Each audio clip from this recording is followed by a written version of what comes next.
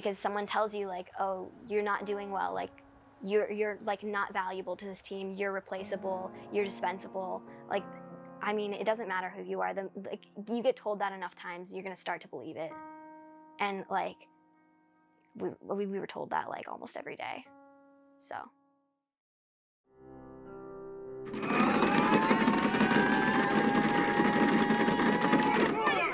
They were like the best school in the country for rowing. They really stood out. When I watched their Big Ten and NCAA racing, like they just pulled ahead at the end of every race. One of the most decorated teams at Ohio State is also one of the most overlooked.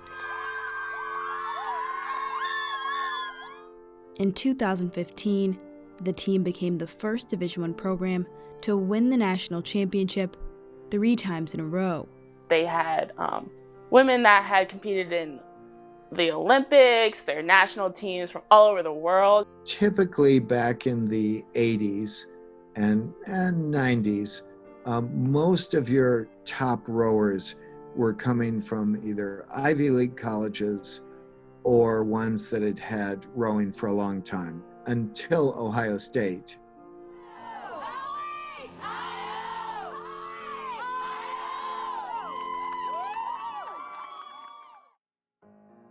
The team has seen great success, and with that, it's also seen a lot of kind of sad stories of girls who came to America, came to Ohio State, like amazing athletes, and like 2 years in, like quit the sport entirely and go back.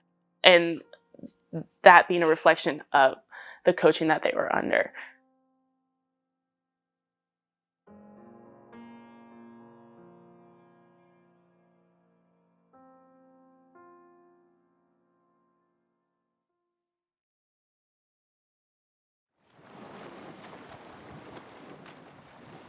You can literally hear the bubbles running from the bow to the stern as you're going through the water.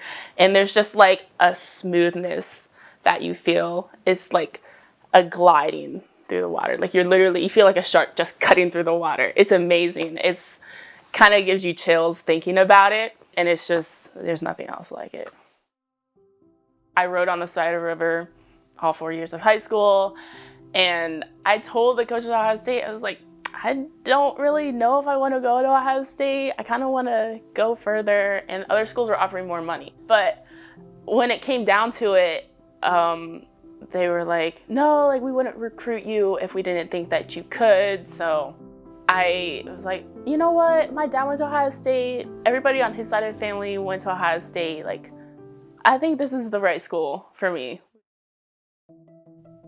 In the 90s, women's rowing programs started popping up at public universities across the country in response to Title IX legislation. One thing Title IX said is that there have to be equal opportunities for both men and women. And athletic departments started looking around and saying, gosh, we've got 75 guys receiving scholarships on a football team. There's no such thing as women's football. How can we have a big sport that helps balance those numbers? And a big successful rowing program probably has somewhere around 45 to 50 women. And so that helped balance it out. In 1995, Ohio State hired the women's head coach from Rutgers University to lead their newest varsity sport. And I figured if I was going to be coaching a nationally competitive program, that it was going to be schools like Ohio State that in the future were going to be the schools that were going to be the most competitive. Our second year as a varsity sport, we had a boat at the NCAA championships. By our 4th year, we were there as a team. By our 5th year, we were in the top 4 in the country. He was very successful, and to take a program that was just starting out to get them to where they won the NCAA, obviously he was doing something good. Coach of Ohio State's women's rowing team will not return for the upcoming season. The university announcing Andy Teitelbaum will no longer serve as the coach. They're not giving a reason why. In September 2019, the Office of Compliance received an anonymous complaint. The report said the team practiced more than NCAA limits, mental health concerns on the team were dismissed, and Andy enjoyed playing head games with athletes. It sparked an internal investigation into the team that would reveal many more allegations. Because it's such a team sport, if in soccer you're on a team that loses, you at least can say to yourself, I had a couple of good shots, maybe I even scored a goal. In rowing, you can't really say that, like I took 5 good strokes, or it's like big deal. And also you don't really know if you did. And so rowing, it's kind of all about winning or losing. After winning the national championship 3 years in a row, Ohio State placed second in 2016. When you're winning, you're doing something that other people aren't doing. Well, other people want to win too. So they're like, well, what's Ohio State doing? And they start recruiting former athletes or, whatever in an attempt to, and then people figure it out. So that's really what happened.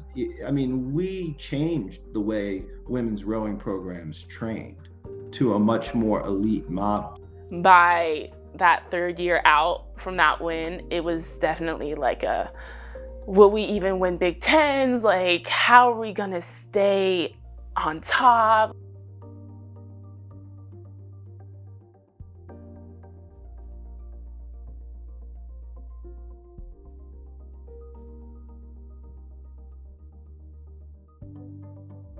I think that's when I saw Andy the most insecure, and he started coaching out of a place of fear, and you could definitely see that, of like just grabbing at whatever he could to keep us where we had been and keep us in that elite level. But it was it was so horrible for the team dynamic and for people's mental health.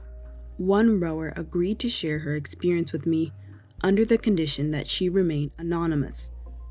This has been going on since he was coaching, but it really came to fruition in the 18-19 season with a girl on the team that had the first outwardly mental health crisis with admitted inpatient, and his response of the depression is a choice, and the cure is giving, and you just need to be happy. It's that simple. Really, I think it started to people were like, what the heck? That's not cool. One of the psychologists would come in and talk to us as a team and kind of help us answer our questions. And almost every time Andy would just negate everything that was said and kind of left us really confused. Several rowers and staff said that Teitelbaum made derogatory comments about mental health, including depression is a choice and the cure is being grateful. While Teitelbaum acknowledged making some of these comments, he did not recall saying others. At the time, I was going through my own mental health crisis that I don't want to say, in my experience, it was not caused by Andy. I would just say that Andy inflated it by his response. I couldn't walk down the street without having a panic or an anxiety attack. I slept maybe 4 hours a night. I had nightmares. And basically, rowing was the only place that I could sit down and for 90 minutes completely focused on something else other than my experience. So I used rowing as my escape. But that also became super unhealthy because I had disordered eating. I became really obsessed with my scores and my weight and everything. But I was self-harming. I was actively suicidal. Multiple occasions had happened. So and yet it just was this hands-off approach. Okay, we're just gonna see how long this lasts. And my strength coach, my trainer, my assistant coach, they all knew I was self-harming, never said anything, never took action against it. They were just like, oh, well, she's seeing that sports psych, like, they've got a handle on it. A sports psychologist recommended she get a treatment called EMDR, eye movement desensitization and reprocessing. It's commonly used to treat PTSD. They had talked to Janine Oman and gotten some funds from the athletic department to pay for me to see it from a third party, from someone else in Columbus. But it was like a month wait or something. Like, it was like super hard for me to get into her. And, Andy had known about this and he was on board with it and stuff. But, like, I was having a really hard time still, like, waiting for this treatment. And so he thought that he should take it upon himself to watch a YouTube video and then perform EMDR on me with a pen for an hour. Performing therapy unlicensed is illegal in the state of Ohio. The athletic department reported Teitelbaum to the Ohio Board of Psychology. The executive director of the board said in an email that there was no publicly available actions taken against Teitelbaum. What was kind of going through your head when you decided to administer the treatment? What psychological treatment are you talking about? The one in the report that you administered to a student? Yeah, it was a self-help. It was a self-help treatment to help somebody get some rest. How did you learn to give that kind of treatment? I'm telling you, it was a self-help treatment. It was something you could do on yourself that I pulled, that I had out of a book. How would you describe what that treatment was? You take a pencil and you move it and follow it with your eyes. And how many athletes did you do it on? 2. Were they comfortable with you giving the treatment? I didn't do this in a room by myself. I did it with the athlete and with an assistant coach. Nobody in the room seemed to, nobody said anything about being uncomfortable. And which coach was it? It was Coach Swing. Kate Sweeney was promoted to head coach after Teitelbaum was fired. The athletic department did not respond to multiple requests for comment. She rode under Andy as well, has allegiance to him. Just kind of let everything go, let everything slide under the radar and never stick up for us. And so then having her then be promoted to that head coach position, although I believe she will not do the same things Andy did, like physically and verbally, but it's like she's still not she has never come out and said, like, I do not agree with what he did. And because that's not going to change the culture. Andy administering these treatments in his office, it may have been new in the sense that was the first time he did that treatment in his office, but him second guessing or him trying to take the reins on that type of care wasn't new, because he showed a pattern of, well, I'll just do it myself. He always had this underlying assumption of, I know better, or their training isn't that, their credentials aren't that valid. Like, I can just read an article here or there, or, read a book about it, and then I can, make up a decision that's just as sound as sports psych would make, or that training staff would make, or SASO would make. We would do skits about him being Dr. Andy. Like, we had skit night once a year on the training trip, and literally, it was a reoccurring skit of Dr. Andy. In response to an email invitation to a sports psychology workshop, Teitelbaum said he learned everything he knows about psychology from YouTube. It kind of got mixed up between, he clearly knows what he's doing in a rowing sense, so he must know what he's doing in, a personal sense. And then, that was the line he crossed. I just wish that he would have just been our coach, that he became, our doctor, our father, our psychologist, our teacher, all of that. I wouldn't want to do something that anybody would think was putting one of the student athletes in danger. You know, I mean, yeah, I mean, that's not my goal. I would, you know, you're trying to help somebody. All right. So certainly you know, that's not, I mean, ask the student athletes, ask Kate, like, it's not as if there was some sinister motive here. So I was going to my high school schedule pickup, and there were all of those stands on your way to pick up your schedule where people are like, join our club, join our club. And a girl came up to me and they were like, oh my gosh, you're so little, you could be a coxswain. And I was like, what is that? Coxswains are essentially the captain of the ship. They sit at the bow or the stern and are responsible for steering. You're a combination of steering, giving commands, being a coach, and motivating people, trying to get them really excited. My mom like forced me into rowing the first day, and I was like, I don't want to go. I don't like sports. I'm allergic to grass. I don't want to be outside. But I actually ended up loving it. And then I like begged my mom to let me do it for the season, and I ended up doing it for 4 years in high school. Personally, for me, it feels kind of like you're flying. It's pretty fun. You get also really into it, of course, like you've been working with this group of people for who knows how many months, and like you finally get to go up to this race and you work all together and like everybody is synchronized. It's like a very beautiful thing. I knew a lot of people who'd gone to OSU to row.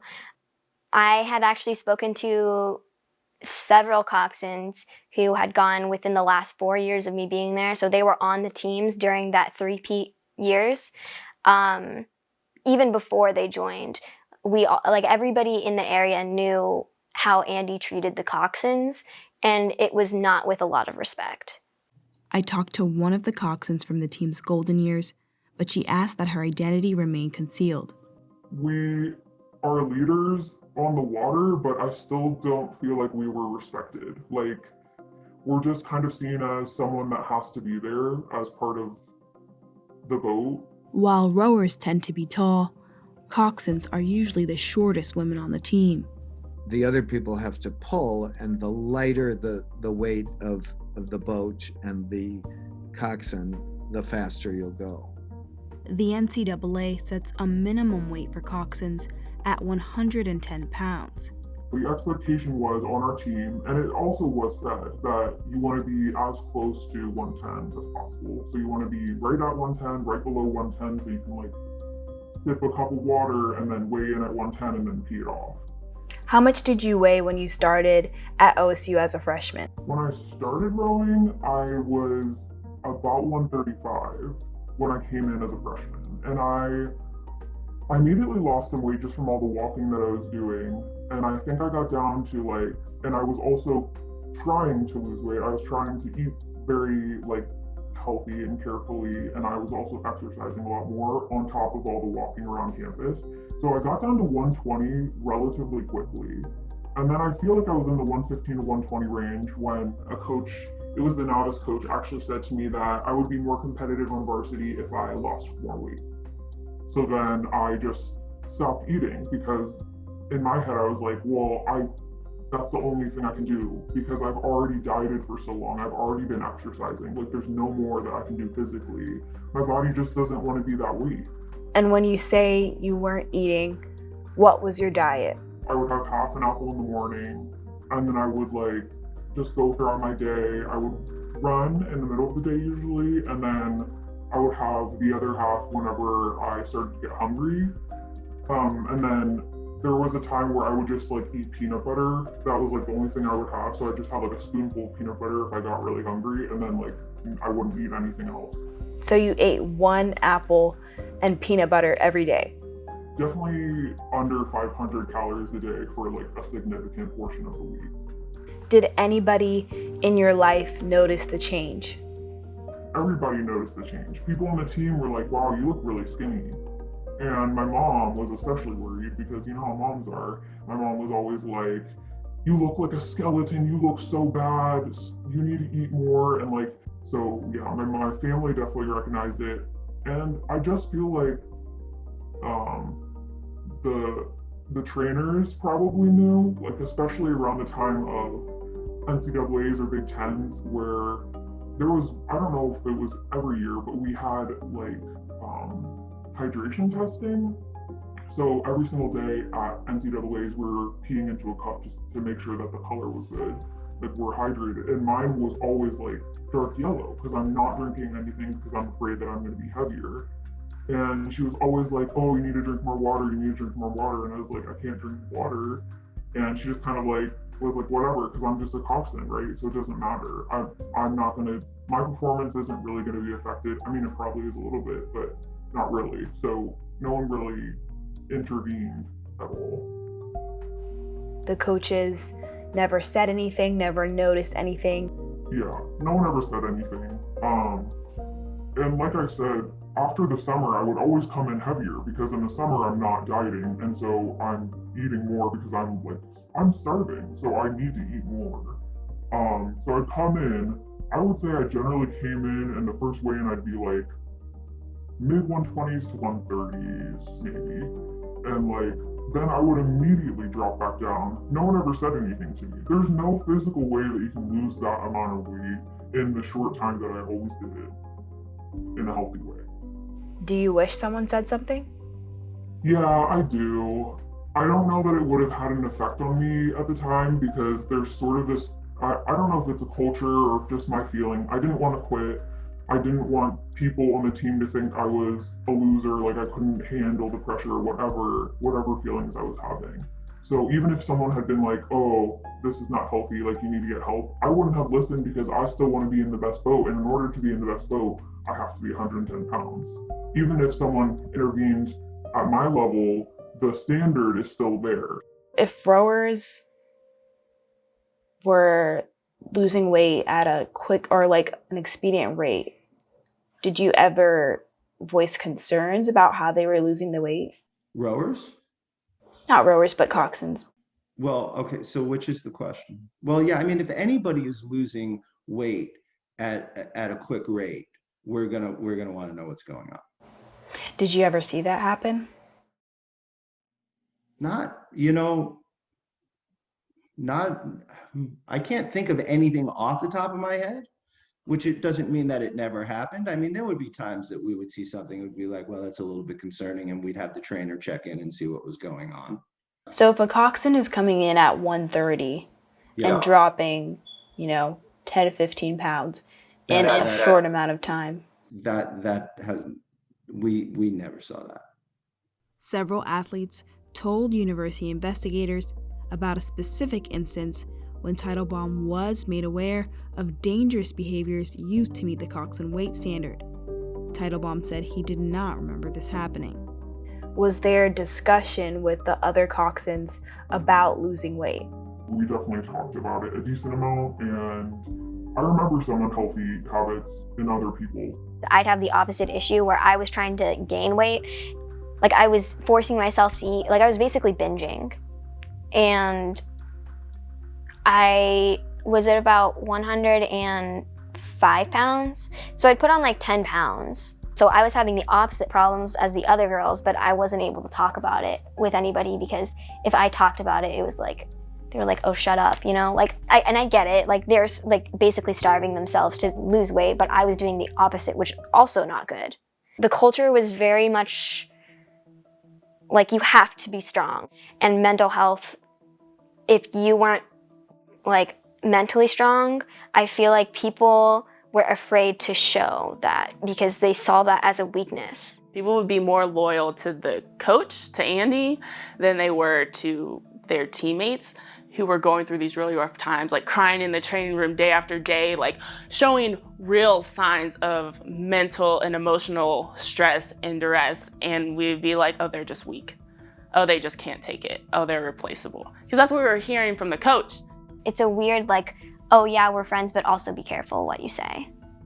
Like, oh, what if I tell them something and then they're like, she's having a mental breakdown.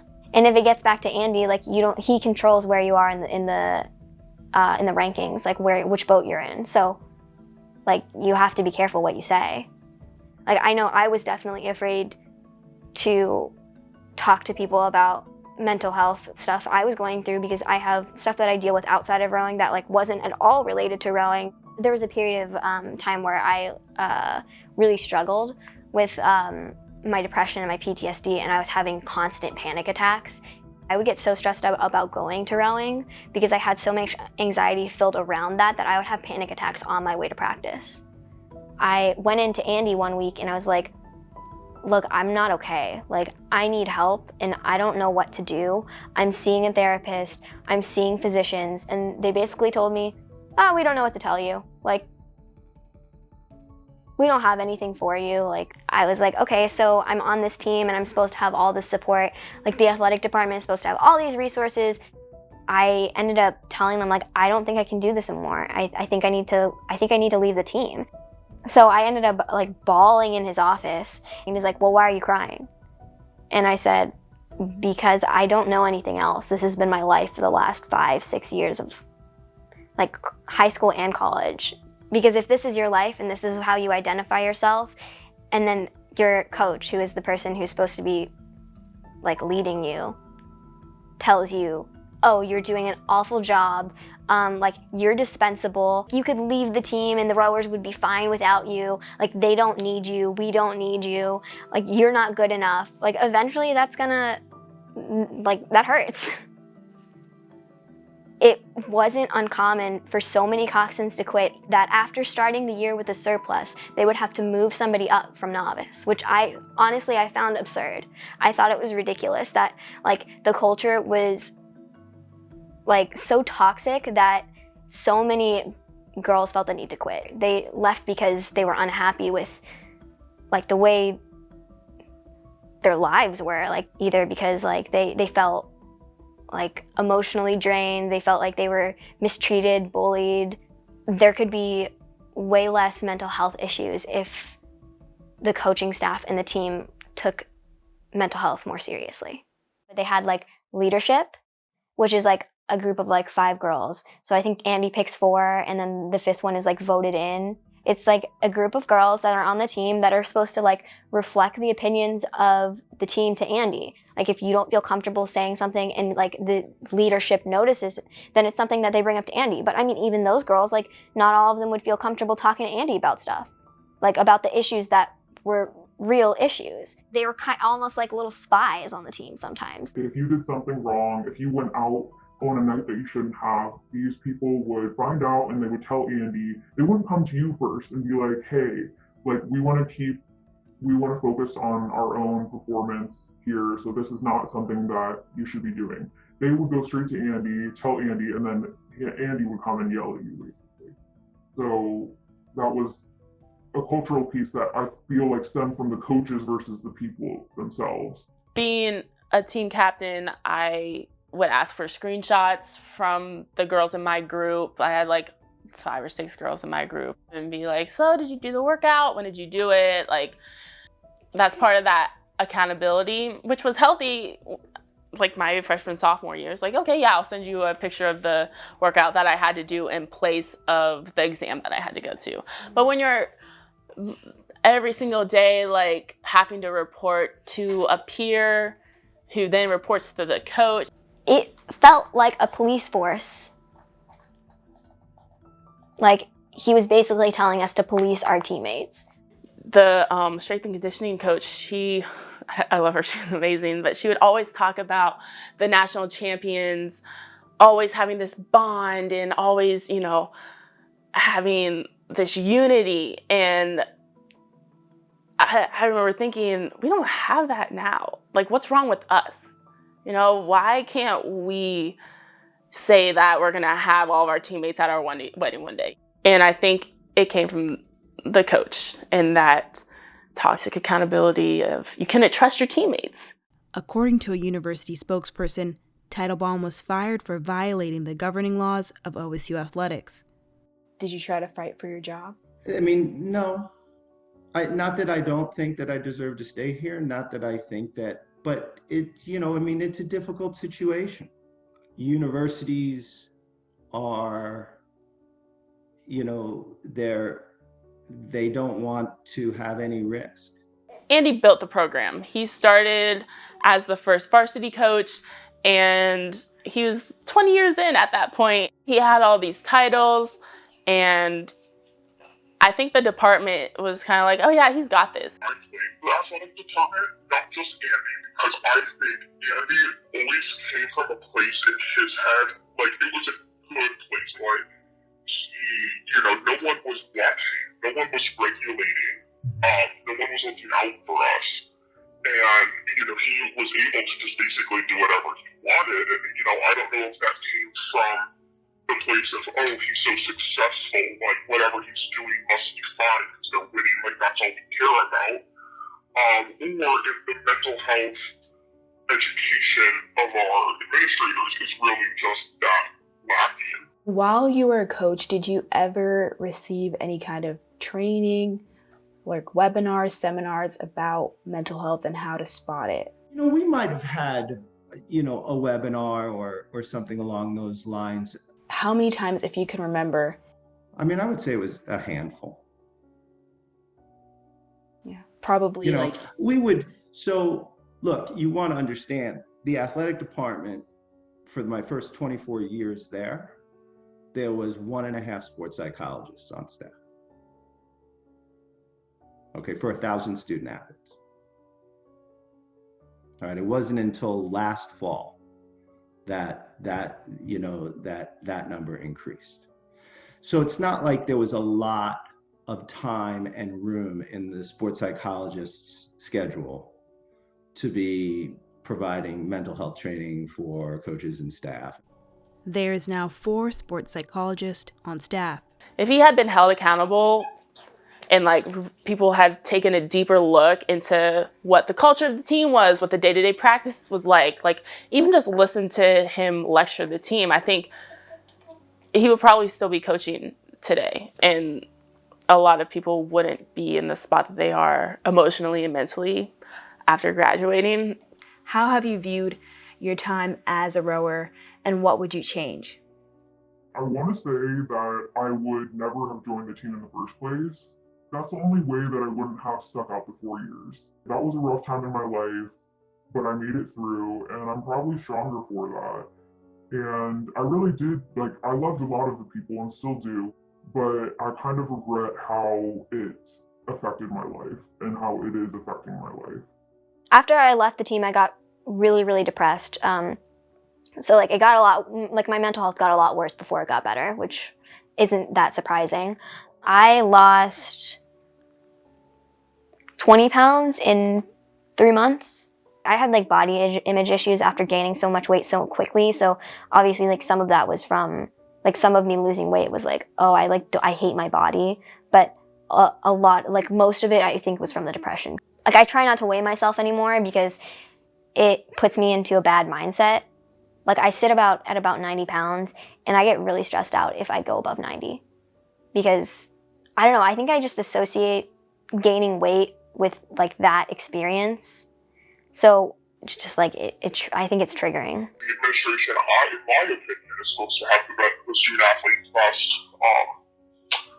interest in mind, and that's what you see on all the banners and the commercials and all of that other stuff, all the flyers, the social media. Those things come out about Ryan Day is donating to the Nationwide Children's Mental Health thing, and the basketball player that came out and said I need to step away because of my mental health. People were celebrating that, and it's football, basketball. Those are the 2 big money-making sports in Ohio State. Of course, they're going to be celebrated. But the whole time I was why is no one paying attention to rowing? I mean, we are, I guess, the most successful women's NCAA sport at the school. I just felt like everybody turned a blind eye. Especially when you're dealing with student athletes who have so much on their plate and are in such a critical time period in their lives where, they're setting up their future, making sure that everything is balanced, every person is accounted for, that nobody really falls through the cracks because the consequence is too heavy.